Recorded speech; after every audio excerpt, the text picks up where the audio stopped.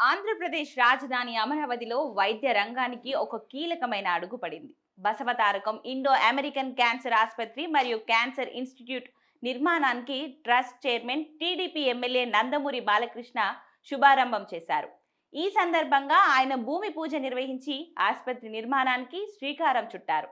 ఈ కార్యక్రమంలో బాలకృష్ణతో పాటు నారా బ్రాహ్మిణి, అసెంబ్లీ స్పీకర్ అయ్యన్న పాత్రుడు, పలువురు ప్రజాప్రతినిధులు మరియు వైద్య రంగ ప్రముఖులు హాజరయ్యారు.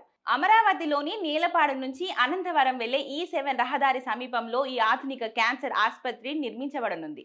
మొత్తం 21 ఎకరాలలో విస్తీర్ణంలో ఈ ప్రాజెక్ట్ ఏర్పాటు చేయాలని నిర్ణయించారు.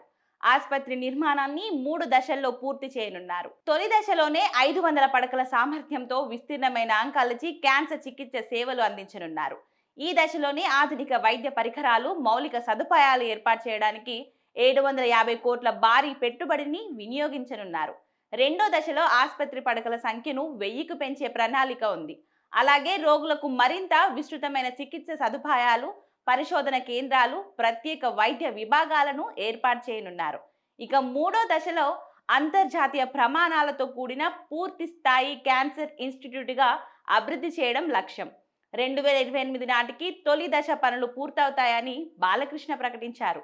ఇక ఈ ఆసుపత్రి నిర్మాణం పూర్తయితే అమరావతి మాత్రమే కాకుండా ఆంధ్రప్రదేశ్ అంతటా పొరుగు రాష్ట్రాల రోగులకు కూడా ఉన్నత ప్రమాణాల క్యాన్సర్ చికిత్స అందుబాటులోకి రానుంది.